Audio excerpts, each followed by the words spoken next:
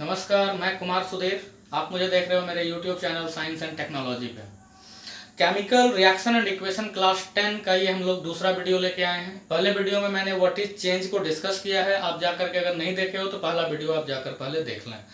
ये दूसरा वीडियो है जिसमें हम लोग characteristics of a chemical change की बात करेंगे। कैरेक्टरिस्टिक्स इट मीन्स कि आप उसको कैसे आइडेंटिफाई करोगे कि कोई भी चेंज एक केमिकल चेंज है। क्योंकि चेंज हमने जैसा पिछले वीडियोस में हम लोगों ने देखा था कि 3 तरह के चेंजेस होते हैं basically, physical change, chemical change and nuclear change. But यहाँ पे हम लोगों को ये कैरेक्टरिस्टिक्स जो स्टडी करने हैं वो केमिकल चेंज के कैरेक्टरिस्टिक्स को स्टडी करना है कि हम कैसे देखकर या कैसे हम ऑब्जर्व करके हम ये बता सकते हैं कि ये जो चेंज हो रहा है ये एक केमिकल चेंज है। तो उसके लिए हमारे पास टोटल 5 कैरेक्टरिस्टिक्स है, total 5 characteristics. These are change in state. It means कि जहां पे अगर कहीं पर भी अगर केमिकल चेंज अगर हो रहा है तो वहां पे स्टेट बदलेगा। यानी अगर वो सॉलिड है तो वो लिक्विड में कन्वर्ट होगा, लिक्विड है वो गैस में कन्वर्ट होगा, मे बी ऐसा कुछ भी स्टेट चेंज होगा। बात आता है कि स्टेट चेंज तो फिजिकल चेंज में होता है बेसिकली, बट फिजिकल चेंज में जब भी स्टेट चेंज होता है तो रिएक्टेंट टू जो प्रोडक्ट आप ऑब्टेन करते हो तो रिएक्टेंट का मॉलिक्यूलर फार्मूला और प्रोडक्ट का मॉलिक्यूलर फार्मूला वो दोनों ही सेम होता है during physical change. But during chemical change state change होने का कारण है कि वहां पर मॉलिक्यूल खुद चेंज हो रहा है। It means a new product is formed here, so it is a kind of chemical change. Now second characteristic is evolution of gas.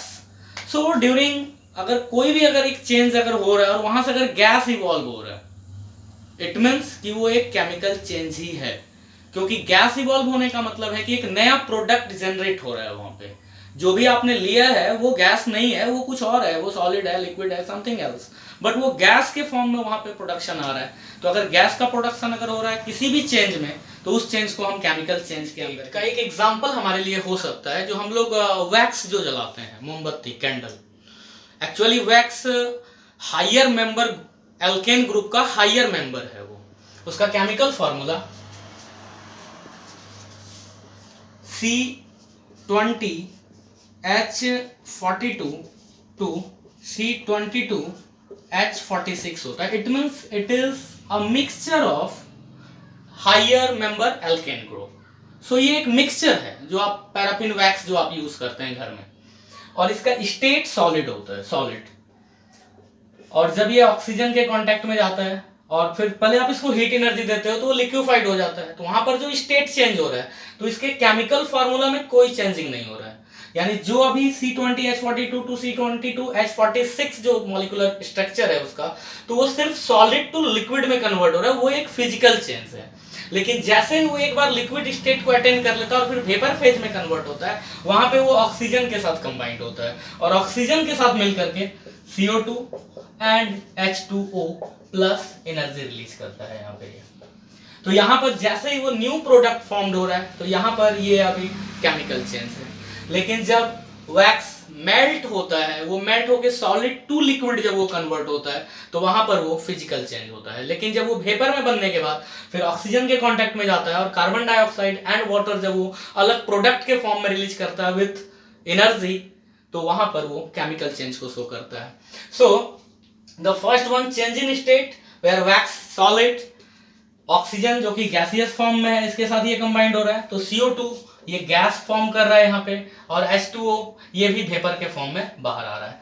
तो रिएक्टेंट का जो स्टेट है वो सॉलिड है और जो प्रोडक्ट है उनका स्टेट गैसियस फॉर्म में है। So the first one, change in state, but change in state in a limit, because कि बहुत जगह चेंज इन स्टेट होगा but change in state basically physical change के लिए आएगा। लेकिन हाँ, जहां पर केमिकल चेंजेस होते हैं वहां पर भी स्टेट चेंज होगा। Second one, evaluation of gas. How can you say that a change is chemical? If in change gas is evolved, then we can say that yes, it is must be a kind of chemical change.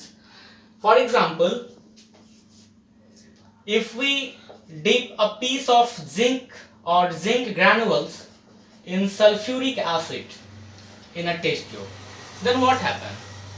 Zinc sulfate is formed and a gas is liberated. Gas is basically hydrogen gas. So by viewing or by analyzing this evaluation of gas, we can say that yes, it is a kind of chemical change. सो हम अगर कहीं से भी अगर gas अगर evolve हो रहा है तो हम कह सकते हैं कि yes it is a kind of chemical change because gas is evolve here during change. Now the third one, colour changing. Potassium permanganate pink colour का एक सॉल्यूशन आप तैयार करते हो बीकर में. उस पिंक कलर के सॉल्यूशन में जैसे ही आप लेमन जूस आप यूज करोगे वो एसिडिफाइड हो जाएगा और उसका कलर फेड हो जाता है और ये होता है केमिकल चेंज के कारण. आप दूसरा एग्जांपल आप ले सकते हो कि आप barium chloride and sodium sulphate के सॉल्यूशन को आपस में मिलाते हो तो आप देखते हो व्हाइट कलर का पीपीटी फॉर्म्ड हो रहा है जो कि बेरियम सल्फेट है प्लस NaCl. सो बेरियम सल्फेट व्हाइट पीपीटी यहां पे फॉर्म करेगा ये. तो आप कह सकते हो कि yes it is a kind of chemical change because यहां पे ये कलर चेंज हो रहा है. तो जहां पर भी केमिकल रिएक्शन होगा वहां पे कलर चेंजिंग होना है क्योंकि एक न्यू प्रोडक्ट फॉर्म्ड हो रहा है और वो न्यू प्रोडक्ट अपने इनिशियल रिएक्टेंट से अलग है. जब अलग है तो उसका सारा कैरेक्टरिस्टिक्स अलग होगा, उसकी एक अलग पहचान होगी क्योंकि वो अपने पेरेंट से अलग है क्योंकि यहाँ पर वो केमिकल चेंज से वो बन करके न्यू प्रोडक्ट जनरेट हुआ है. अगर वो फिजिकल चेंज होता तब तो वो अपने पेरेंट के ही जैसा होता, उसका जैसा स्ट्रक्चर उसके पेरेंट का वैसा ही स्ट्रक्चर उसके नेक्स्ट जनरेशन का. बट केमिकल चेंज में क्या हो रहा है कि उसका मॉलिक्यूलर स्ट्रक्चर चेंज हो जाता है जब वो एक नया स्पेसीज या न्यू प्रोडक्ट जब आप फॉर्म्ड करते हो. तो जब भी न्यू प्रोडक्ट फॉर्म्ड होगा तो उसका कलर में बदलाव हो जाएगा, एक न्यू कलर अटेन करेगा वो. दूसरा एग्जांपल कलर के लिए हम लोग ले सकते हैं कि अगर हम लोग एक आयरन नेल लेकर, अब फेमस एग्जांपल है ये आप कॉपर सल्फेट के सॉल्यूशन में अगर आप डालते हो तो वैसे केस में एक रिएक्शन होगा और FeSO4 एंड Cu यहाँ पे बनते हैं. Copper sulphate basically blue colour का एक सॉल्यूशन है और FeSO4 ये ग्रीन कलर का एक सॉल्यूशन है. तो यहाँ पर जैसे ही आप आयरन नेल आप कॉपर सल्फेट के सॉल्यूशन में आप डिप करते हो तो after some time there colour becomes green. So why it becomes green? Due to chemical reaction or due to chemical change. Now the next one, change in temperature. Change in temperature is also one essential characteristics of a chemical change. On the basis of temperature changing, there are two type of chemical change: exothermic and endothermic. Exothermic means in which those changes are termed as exothermic chemical change, in which heat energy released as product. Like if we dissolve lime into water, then it form calcium hydroxide, lime water, and also heat energy. So in this change, heat energy released as product. So we can say that it is a kind of chemical change. And here new product is formed, lime water, by dissolving lime in water. So here chemical formula of lime is CaO and lime water is CaOH whole to calcium hydroxide. So a new product is generated with liberation of heat energy. So it is a type of exothermic chemical change. Second one, endothermic. Endothermic, in which those changes are termed as endothermic chemical change, in which heat energy is needed for reactant. यानी वो यहाँ पे reactant के लिए वो needed होता है, आप उसको दोगे तब जाकर के वो एक न्यू प्रोडक्ट जनरेट करेगा. जैसे आप ग्लूकोज को लेकर के जब आप ग्लास वाटर में जब आप डिसॉल्व करते हो तो पूरा ग्लास का सरफेस ठंडा हो जाता है क्योंकि वो हीट एनर्जी को एब्जॉर्ब कर लेता है. हीट एनर्जी एब्जॉर्ब हो गया, पूरा ग्लास जो है वो ठंडा हो गया, तो वहां पर हीट एनर्जी रिएक्टेंट के फॉर्म में यूज हो रहा है और वैसे चेंज को हम लोग एंडोथर्मिक के रूप में एक्सप्लेन करते हैं. नेक्स्ट है precipitate formation. Precipitate it means solid product.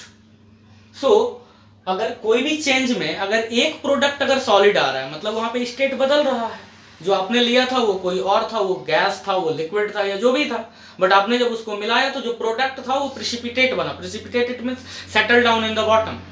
So अगर वो बॉटम में अगर सेटल डाउन हो रहा है इसका मतलब है कि उसका स्टेट चेंज हुआ है और वो एक न्यू प्रोडक्ट बना हुआ है. सो हम कह सकते हैं कि yes it is also type of chemical change and this one is example for precipitate formation. This one, barium chloride react with sodium sulfate, form barium sulfate, white PPT and NaCl. Okay, next example, PbNO3 2 mixed with potassium iodide So lead nitrate solution mixed with potassium iodide, it form KNO3 plus lead iodide PbI2. It is yellow in color. So yellow PPT यहाँ पे formed होगा। तो यहाँ पे क्या हो रहा है कि ये वाला का state lead nitrate aqueous form में है हमारा, potassium iodide also aqueous form, KNO3 also found in aqueous form, but PbI2 is found in solid form. So yellow PPT के फॉर्म में ये नीचे सेटल डाउन होगा। It means it is also a type of chemical change.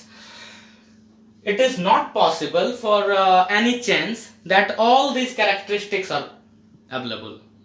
तो ये सारा characteristics किसी एक चेंज में अवेलेबल होगा ये पॉसिबल नहीं है। लेकिन हाँ, किसी भी चेंज में अगर एक या एक दो तीन अगर उसमें अवेलेबल हैं, then we can say that yes it is a type of chemical change. Either one or more, either one characteristics or more characteristics are available in a change, then given change must be a kind of chemical change. So ये हमारा दूसरा video था। तीसरे video में फिर हम लोग मिलेंगे।